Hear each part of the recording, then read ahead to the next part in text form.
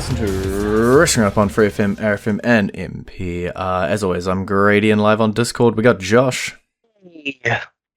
We took a look at SummerSlam last week, and that means it is time to do the typical thing and look at the results from SummerSlam this week. 12 matches across 2 nights. We're going to start from the start and see where we go.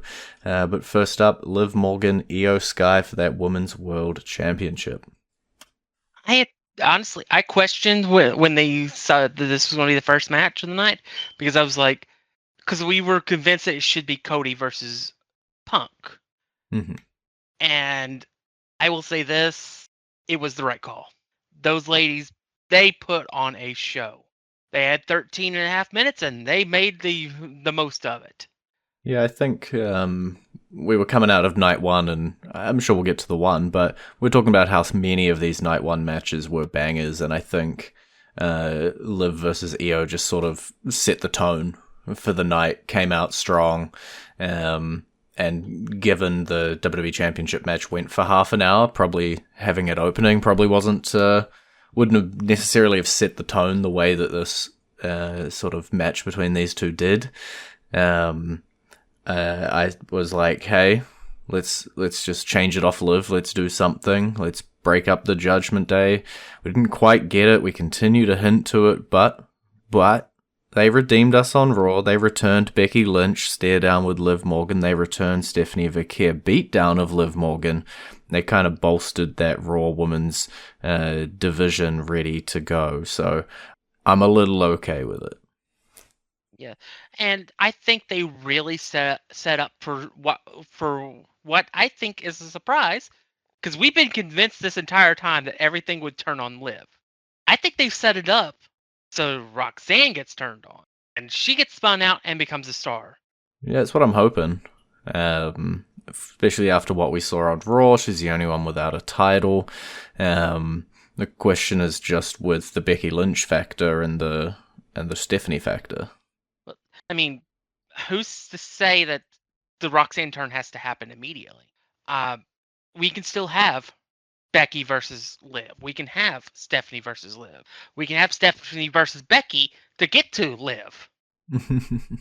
I think where we're at here is, as I think it was very important that in that promo, Liv specifically called Raquel, our new Intercontinental Champion, her best friend, but called Roxanne just nothing more than her protege.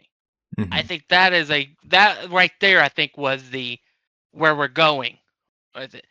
I think there's a strong chance. I know you're going to hate this because it might lead to this lasting until WrestleMania next year. I think there's a strong chance of Roxanne winning the Rumble and facing Liv. Look, I'm a big Roxanne fan, so I'm not going to be too sad, but if this is going to last that long, at least let's defend the title. I think that's let's defend the title along the way. Yeah, that's why we brought back Becky. That's why we brought back Stephanie. Yeah. We'll see how it all rocks out. I'm definitely interested in it if it is a Roxanne solo potential face turn. Did like Roxanne's work on NXT. Quite happy with it. Let's see if we pull that trigger. But let's go 6-man tag team match that was up next. LA Knight, Solo Sikoa, Royce Keys. They managed to take down the Bloodline. A pretty darn good match. I think tied for maybe the moment of the night was Solo Sikoa running it back on Jay. That was just so funny. And seeing people just pop for it and seeing people going nuts for it online, it kind of feels gratifying, because we have said for 2 years this is what Solo can be. His facial expressions, his personality. If you let him be Solo Sikoa and actually go with it, I think you've got a massive, massive star. People are already comparing him to the late 98, 99 Rock, which was probably Rock's best years in terms of personality. And I think we've also got... You go. we've got the direction for all three of these guys as well, right? That's what I was really worried about with this match. I did think the Bloodline would win, and then I would just sort of question where they all go. But, LA Knight challenging Roman Reigns, Royce Keys getting outright murdered by Jacob Fatu on Raw, and Solo Sikoa making a splash. So we're going to hopefully do something with these guys, maybe? Yeah. I think, I don't know for sure if Knight is the actual next opponent for Roman. Something tells me something might get in the way of that, but we're not far away from it. Mm-hmm. I think Solo. Honestly, there's a world where Solo Sikoa helps LA Knight beat Roman Reigns. Imagine that. Crazy. What that would be like. The only thing I beg they keep going with this for face turn for Solo. Do not put him back with the Bloodline, because it will kill everything that you've done for him. Yeah, we got to say that every week, I feel like. We'll just come on the show and just say, again, please, no Solo and Bloodline. And then we move on.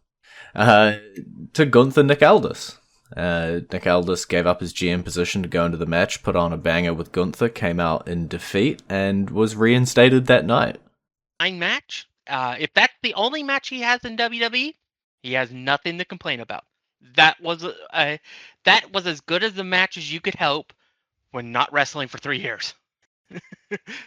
Yeah, I think it was... I said at the time it was going to be similar to Pat McAfee. I think it was similar. In this case, it was... and we'll probably talk about this match from night 2, just because it bleeds into it. Nick Aldis... We had the Finn Balor versus Sami Zayn match for the number 1 contendership, and Nick Aldis comes out and announces that Gunther's going to be added to that match. And you see a bit of like, now you're listening to me from Gunther. And so I don't know if we're going to continue to develop his relationship with the general manager, but it's an interesting dynamic for your boss to kind of give up their bossness, fight you, and then go back to being your boss. But it's an interesting dynamic with Gunther, and I think the other thing with that triple threat was that it then got turned into a fatal 4-way with the returning Kevin Owens and absolutely bolstering that SmackDown main event scene. Yeah, I will say this: Gunther being added in, I could have seen coming, because it was always intertwined with the storyline. I did not see Kevin Owens returning. I thought Kevin Owens was done. I'm happy to see him back. I think the match with him and Punk will be really good. And it also adds to Conspiracy Sami Zayn. The world is out to get him, so much so that his best friend stabbed him in the back and took his title match. Yeah, Sami Zayn, we talk about him exploding or cracking or flipping or whatever he needs to do. He's getting closer and closer. And it's been good that story development has been in the main event and not, over the Intercontinental title or over a mid-card title. And we saw him get his win. He didn't get to keep it. It does feel like we're now going to build potentially, and I don't want to run back the circumstances exactly, but potentially to Sami Zayn winning at next year's WrestleMania. No comment geographically, but SmackDown is stacked. I can't say it anymore. Obviously, Kevin Owens, CM Punk is the next clash, but we can talk about what happened in that WWE Championship match as well, because that continues to stack SmackDown. Yeah, which we kind of already referenced when I said Punk versus Owens, because Punk retained. And he retained by the return of Randy effing Orton. For me, I'm just glad that we didn't try and shoehorn the title into Cody Randy. We could have switched the title onto Cody here and then had Randy come out and sort of set them up for the title. It gives us a main event feud that is not over the championship. So now you've got, Punk Owens, you got Rhodes Orton, you can any combination Zayn, Gunther, Balor, if you want to spin another feud with Zayn's continued crashing out. But it's good to see Randy back. He moved well. Don't know how many more years we got of Randy, but I want to see him against Cody again for sure. Yeah. And I will say they've gotten really good at showing disappointed Cody Rhodes when he loses. But I will say this: Finn Balor was far, far more. I have more sympathy for Finn Balor at the end of the Fatal 4-Way match than I do for Cody Rhodes. And somebody kicked Finn's puppy. That was a sad look. Hey, at least I Finn think it might have didn't been take Nick the pin. Aldis. Yeah, it'll be interesting to see where Finn goes from here, because I'm quite enjoying this moving back to treating Finn like a real main eventer. Referencing his one shot at the title where he won, got injured. It's cool, and always love to rotate those guys who are in those top few spots. So let's give Balor another shot up the top as well. We got almost time for our song, so let's talk about the match that leads into our song. The interim women's championship was on the line. It was a 5-way ladder match. Tiffany Stratton, Lash Legend, Jade Cargill, Charlotte Flair, and Chelsea Green. I wrote her off. You had her as your heart choice, and damn, you got what you wanted. Yep. I had literally typed out in our chat, damn it, they cost Green the match when B-Fab and Mitchin came out and kept her from getting the title. And I never sent it. And I'm glad I did, because I would have had to eat my words. Because after a very awkward finish with Flair and Jade taking each other off the ladder somehow, and Green just dangling there for 5 minutes, it seemed, upside down. She rights herself, climbs the ladder, and takes the title and becomes the interim champion, which is an official title reign, by the way. They have declared that it was going to be an official reign. There's not going to be any funkiness with it.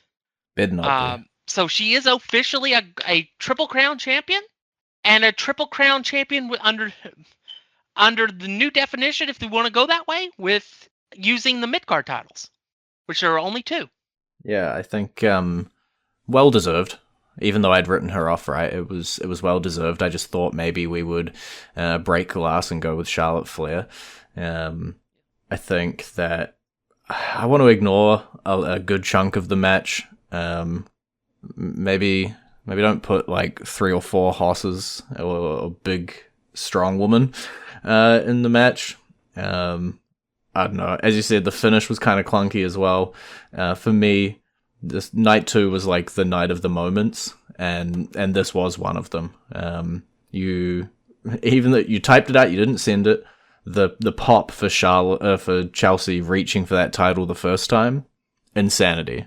And I think if anybody backstage was having second guesses about letting Chelsea win it in the end, that pop for the fake out should have put all of those to rest. The crowd wanted it, and then you made them wait a little bit, and then they got what they wanted. She has worked her butt off, and she has become undeniable, regardless of what some producers might say.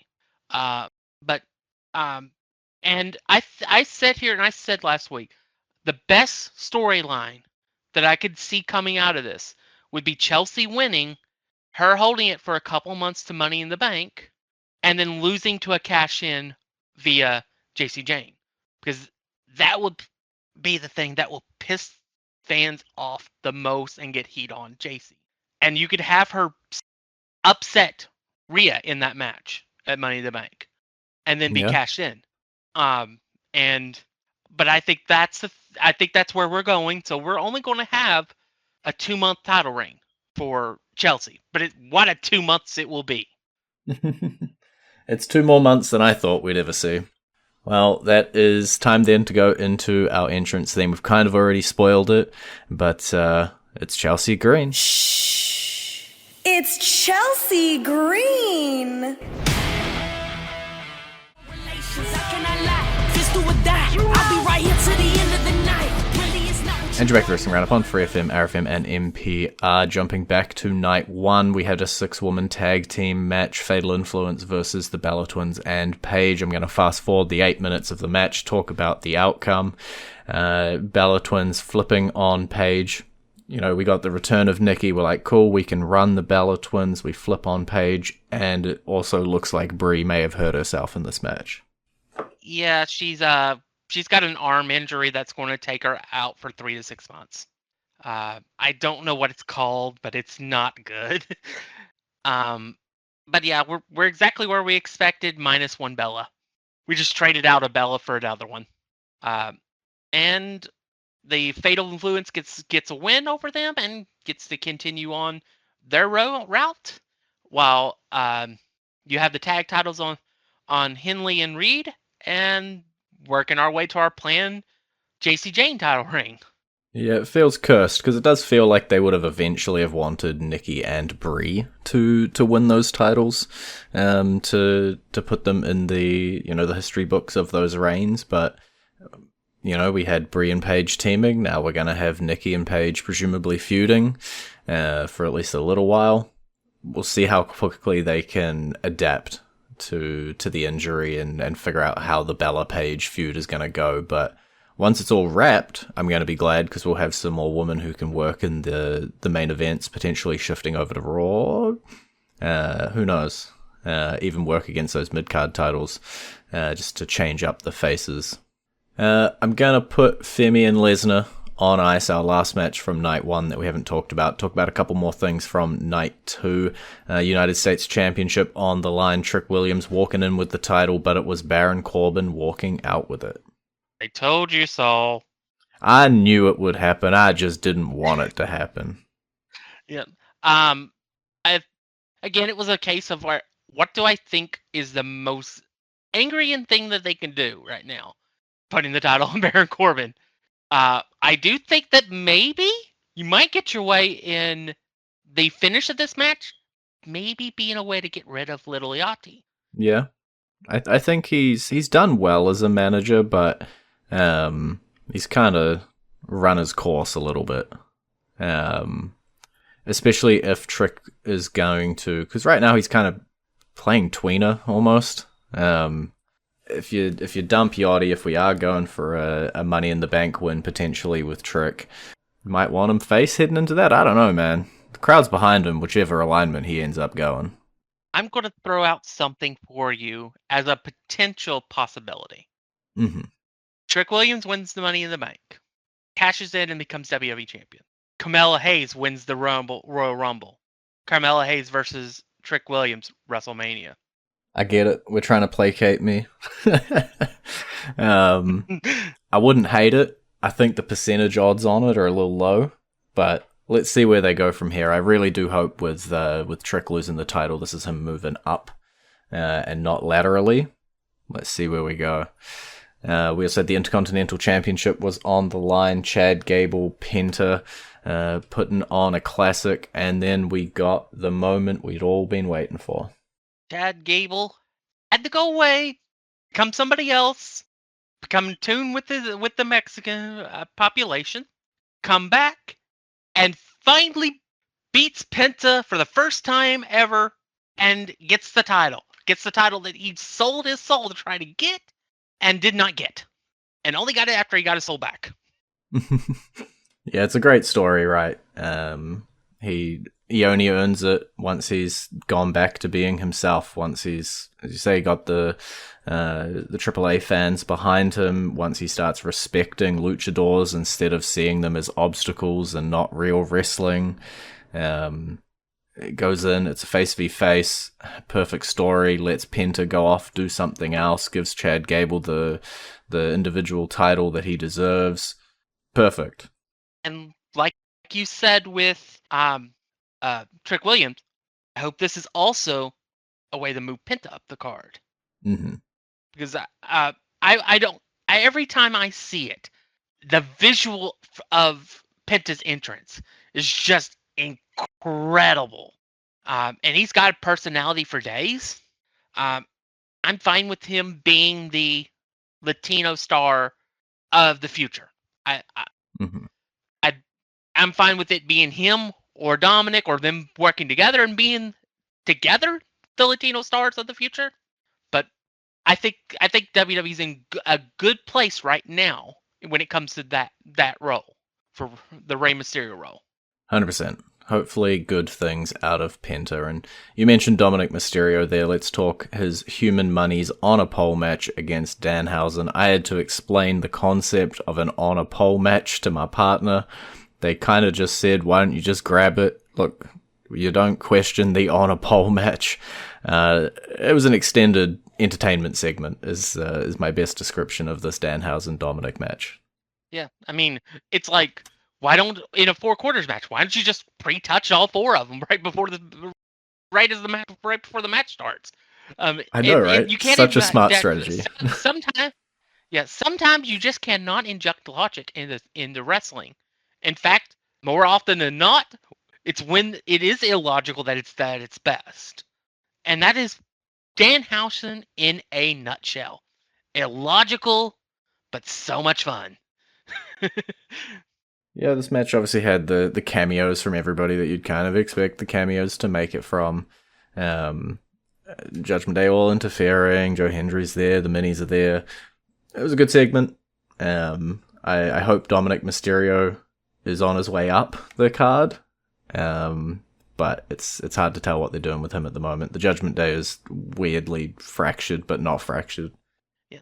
I will say this: it was hilarious watching JD McDonough chokeslam the minis, and then get taken out by El Torito, which was referenced, by the way, on commentary. Yeah. They called him Toritohausen, and because he was the one mini that actually had talent, according to Corey Graves or Wade Barrett. That was great. Yeah, I can't say more. It was a Danhausen match. Danhausen matches are going to be nutty, and I do think that things are going to turn around for Dominic soon, but he has to lose the AAA title first, which probably comes at Triple Mania. Yeah. All right, well, I'm going to speed us up a little bit. We only got a couple more minutes left, and we got the 2 main events. So let's go Roman Seth first, World Heavyweight Championship on the line, over half an hour, telling the story, the final clash. They called it the final chapter in the story of the Shield. Roman Reigns coming out on top. Pretty squeaky clean. Yeah. I think that might be something about it. It's that Roman has said he does not want help. He wants this title reign to be different than the last one. That is going to come into play at some point and screw him over, but I don't think so. We're not going to see a 4-year title reign under those circumstances. But it adds layers to his character. He's trying to be honorable, but yet still sadistic. He comes out, congratulates Jacob Fatu for killing. I already forgot his name. Royce Keys, and then comes back and is immediately greeted by Rey Mysterio, who has apparently paid no attention to the show, and introduces himself as the general manager of AAA and wants to do something with the Bloodline. Apparently, at least assumingly, and it's like all these little elements of his characters, like they don't mesh together, but they still make sense. And I think the biggest thing was the chair that screwed him over at WrestleMania, the chair that was used against him that broke the Shield. He had a chance to use it again, and he tossed it. That was his way of getting rid of it. And he then on Raw he called Seth his brother. Hey. If that's the nice little ribbon that's going on the Shield, it's a pretty good ribbon. We don't have long, and so for the Hell in a Cell, all I'm going to say, Oba Femi is the next big thing. Yep. As spoken by Brock Lesnar, who called him the future, which is the same thing. And I love this match. There were so many callbacks to it with Brock's career, the stuff he did with Taker in the cell matches, him ripping up the cell floor like he did the last time, tombstoning Oba on it, which caused an argument on line with AEW people like, you always complain about us doing no selling stuff. It's like, he sold. He kicked out. That was not a no sell. Oba's amazing, and it looks like there might be a feud with him and Braun Breaker coming down the pipe. Mm-hmm. Yeah, we'll have to see what shakes out of it, but if there was any doubts, those doubts should be sealed away now. Oba Femi is here. He is here to stay. He will be a top guy, and it is a matter of time before he sets his sights on a champion and that gold is around his waist. Alrighty, well, that is all we have time for this week. It's been great talking to you. Bye, B. You can visit our Facebook page, facebook.com/wrestling RND, our Twitter page, twitter.com/wrestling RND, our YouTube page, youtube.com/wrestling RND, and we will catch you next week. The prize right in front of my eyes, taking up the sky's the limit, got no time.